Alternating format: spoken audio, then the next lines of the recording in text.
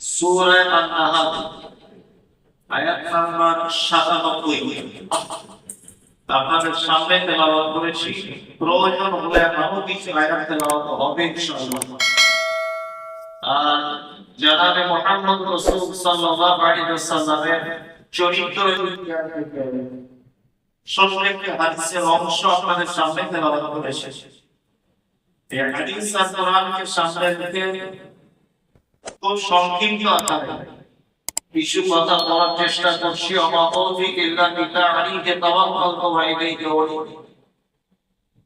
মানে আপনি সাধারণত জুম্মার খুতবা দেওয়ার সুযোগ হয় না, অনেক দিন পরে কবে জুম্মার খুতবা দিয়েছে এটা আমার স্মরণ হয় না। অনেক দিন পর আজকে জুম্মার খুতবা দিচ্ছি আপনাদের এখানে। আমি নতুন মানুষ এসেছি, আমাদের পক্ষ থেকে আপনাদেরকে কিছু হাদিস বা কোরআনের কথা স্মরণ করিয়ে দেওয়া হবে। আপনি জানেন আল্লাহ সুবহানাহু ওয়া তাআলা সূরা আন-নাহলের ৭৭ নম্বর আয়াতের ভিতরে বলছেন, মান আমিলা সালিহান মিন যাকারিন আও উনসা। নারী পুরুষ সমাজের ভিতরে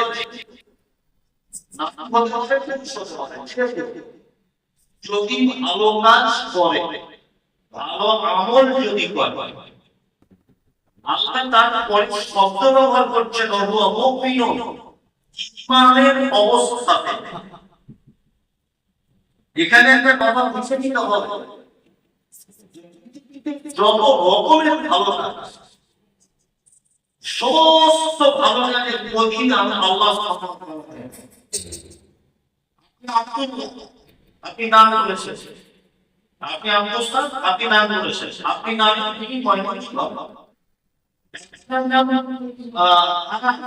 সে হিন্দু, রমেশ সে হিন্দু, সেও কাউকে দান করেছে, সেও দেখি কথা আল্লাহ সুবহানাহু ওয়া তাআলার নেকি থেকে তো বঞ্চিত হবে না। আপনি যদি একটা ভালো কাজ করেন মুসলিম হিসাবে আপনি বলিদান পাবেন, কিন্তু সে যদি ভালো কাজ করে সেও আল্লাহর দরবারে প্রতিদান পাবে। কিন্তু আল্লাহ সুবহানাহু ওয়া তাআলা অন্তর আয়াতে একটা শব্দ ব্যবহার করছেন, মুমিনুন। তোমরা যদি ঈমানের অবস্থাতে যদি ভালো কাজ করো তাহলে আল্লাহ তোমাদের দুনিয়াতেই উত্তম ব্যবস্থা করে দেবেন, জীবন দান করব উন্নত হবে। ওয়ালা নাজজি আনহুম আজরাহুম বিআহসানি মা কানু ইয়ামালুন।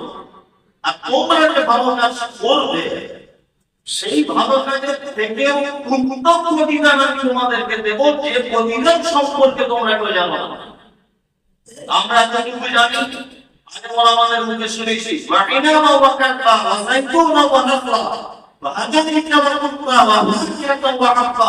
কোরআনের শব্দ এসেছে জান্নাতে দেওয়া হবে আপেল, আঙ্গুর, কিতাব, জান্নাতে থাকবে হুর, জান্নাতে থাকবে রং বেরঙের পাখি, জান্নাতে খেতে দেওয়া হবে বিভিন্ন রকমের খাদ্য সামগ্রী।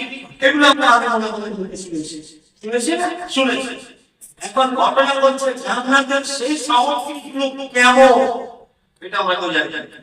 আপনি একটা অন্ধ মানুষকে জিজ্ঞাসা করেন বক একটা পাখি, এর গায়ের রং কেমন, অন্ধ মানুষ কি বলবে সাদা। তাকে যদি জিজ্ঞাসা করেন এর গায়ের রং কেমন, সে একদম বলে দিবে তার গায়ের রং কালো। কিন্তু সাদা কি রকম, আদেও কালো কি রকম, অন্ধ বুঝে লোকে বলে সাদা বক, বউ বলে সাদা, লোকে বলে তার কালো, বউ বলে কালো, আসলে যে কালোটা কেমন সেটা। জান্নাতের ভিতরে আমরা শুনেছি আপেল আছে, আঙ্গুর আছে, বেদানা আছে, মদিনা পাওয়া যাবে, হুল পাওয়া যাবে ইত্যাদি আমরা ঘটনা শুনি, আর বাস্তবও তাই পাওয়া যাবে।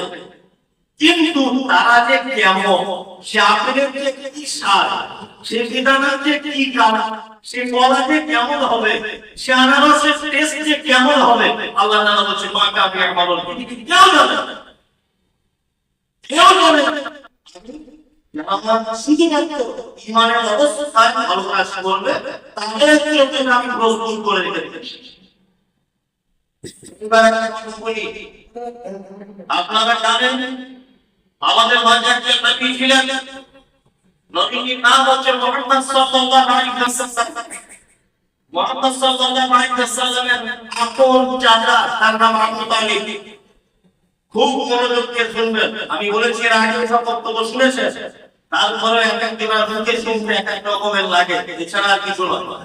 আবু তালিব মুহাম্মদ সাল্লাল্লাহু আলাইহি ওয়াসাল্লামের চাচা। ইসলামের একটা চৌকি বলে আপনি কথা দেখাতে পারবেন না যে আবু তালিব কখনো মুহাম্মদ সাল্লাল্লাহু আলাইহি ওয়াসাল্লামের বিরুদ্ধে যাপন করেছে, বরং বেঈমান মুশরিকরা নবীকে আঘাত করতেছে, ইয়াজিদের মতো নামকে বলেছে আমার ভাগ্যের হাত তুলে দাও, ওকে নবী বলে মানো আর না মানো, ওর আইন কবুল করো না করো, আমি বেঁচে থাকা অবস্থায় আমার ভাতিজা মুহাম্মদ সাল্লাল্লাহু আলাইহি ওয়াসাল্লামের গায়ে হাত দেওয়া যাবে না। কারণ ওর আব্বা নেই, ওর মা নেই, ওর কেউ নেই, তার কাছে দায়িত্ব পালিত হচ্ছে। তোমরা তার দিন গ্রহণ করতে না পারো কিন্তু তাকে আঘাত করতে পারো।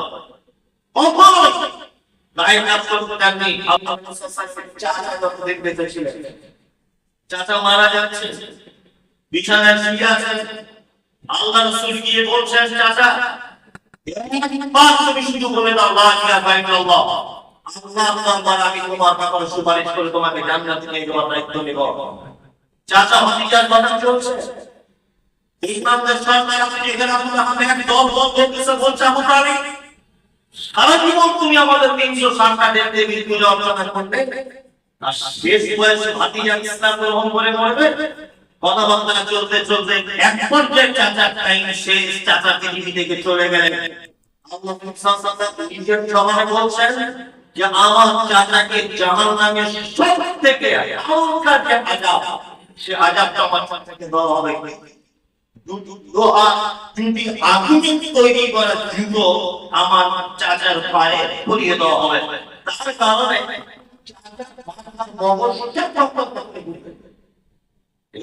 আরেকটা কথা বলে যাচ্ছি, সেটা হচ্ছে অপরাধী জাত হয় না, অপরাধী কোনদিন ধর্ম হয় না, অপরাধী কোনদিন কোয়ালিটি হয় না, অপরাধী অপরাধী। মুহাম্মদ সাল্লাল্লাহু আলাইহি ওয়াসাল্লামের চাচা যেমন ঈমানকে অপরাধী, এও তেমন ঈমানকে অপরাধী।